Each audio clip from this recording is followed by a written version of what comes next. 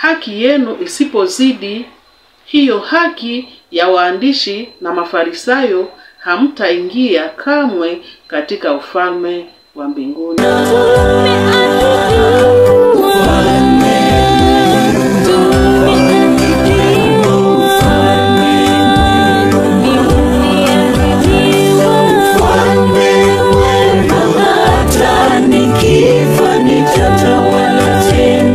Shalome wapendwa. Yesu anasimulia yale yanayohitajika ili watu waingie na kuriti ufalme wa mbinguni. Tutasoma Mathayo sura ya 5, shairi ya 10, ya 19 na ya 12. Heri wenye kuuziwa kwa ajili ya haki, maana ufalme wa mbinguni ni wao. Basi mtu yeyote atakayevunja amri moja katika hizi zilizo ndogo na kuwafundisha watu hiyo, ataitwa mdogo kabisa katika ufalme wa mbinguni. Bali mtu atakayezitenda na kuzifundisha, huyu ataitwa mkubwa katika ufalme wa mbinguni. Maana nawaambia ya kwamba haki yenu isipozidi hiyo haki ya waandishi na Mafarisayo, hamtaingia kamwe katika ufalme wa mbinguni. Ni neno la Bwana. Yesu anasimulia haya mafundisho kwa wanafunzi wake ili awaambie watu jambo ambalo linalohitajika ili watu waingie na kuriti ufalme wa mbinguni. Kwa shairi lile la 3, ufalme wa mbinguni ni kwa watu wenye unyenyekevu na ambao wanahitaji Mungu siku zote za maisha yao. Je, wewe unaendelea kumhitaji Yesu? Unaendelea kumhitaji Mungu katika maisha yako ya kila siku?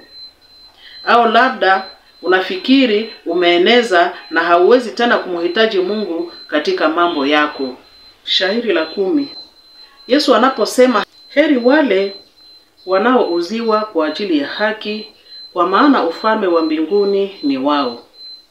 Neno kuuziwa linamaanisha kupewa ziki, yaani mateso au kufanyiwa mabaya, hasa kwa sababu ya kuishi kwa njia inayompendeza Mungu na kutenda kwa haki.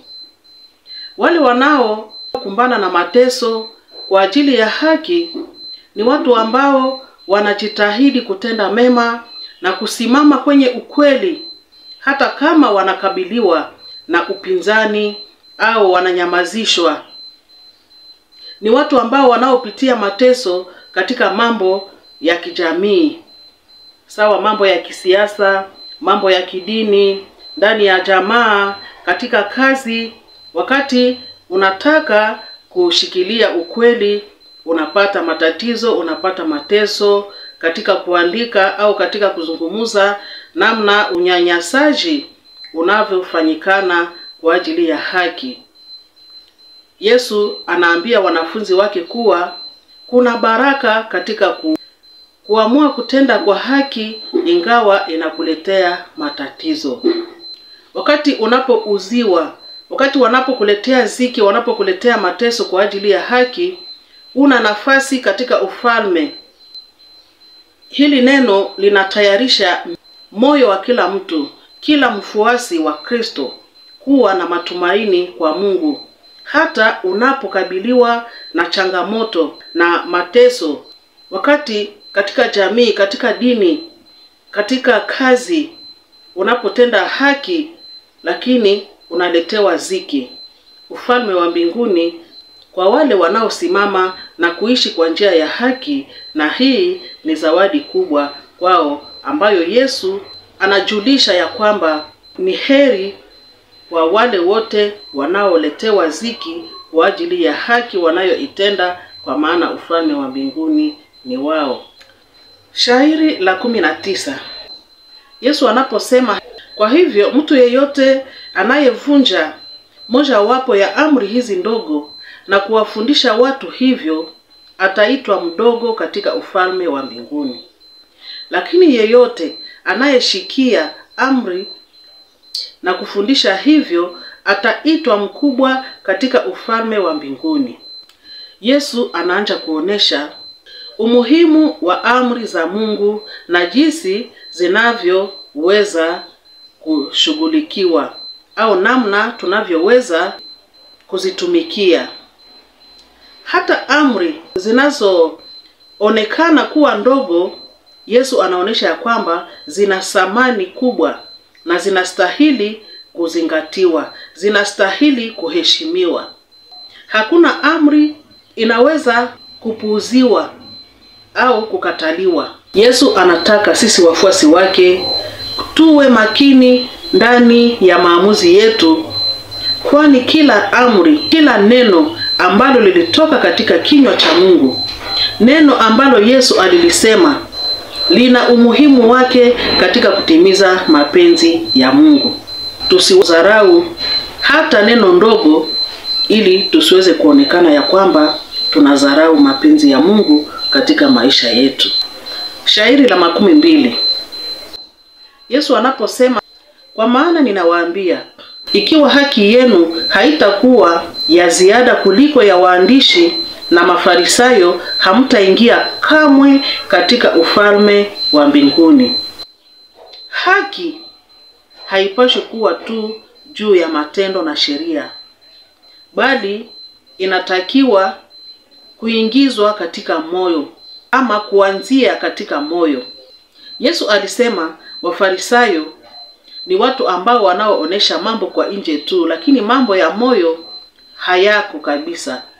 Hata siku moja aliwaambia ya kama ni kama makaburi ambayo yanapambwa kwa nje, lakini kwa ndani na yameoza.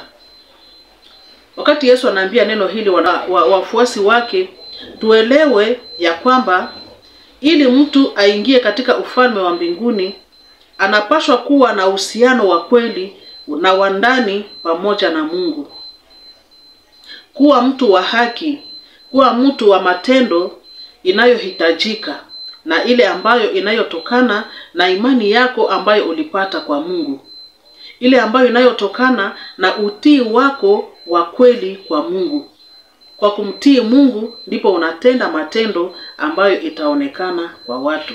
Hapana, unapofanya kazi ni ili watu wakuone tu, ijapokuwa ndani haumtii Mungu, hautende haki na haumwamini Mungu. Lengo la Yesu, anahitaji ujue ya kuwa unahitaji mabadiliko ndani ya moyo wako. Yesu anatuita kubadilika ndani ya mioyo yetu na kuwa watu wa kumnyenyekea kwa kubeba ujumbe huu wa Injili ya ufalme wa Mungu. Unapaswa kuleta habari hii kwa watu wengine. Asante ndugu kwa kufuata video hii. Share video yetu kwa watu wengine ukiwashirikisha kwa video hii. Ikiwa umefurahia video yetu, gusa kidole cha kupenda. Tunakukaribisha ujiabone kwenye channel yetu ili tuweze kuongeza kundi letu Mhubiri na Mshauri. Asante.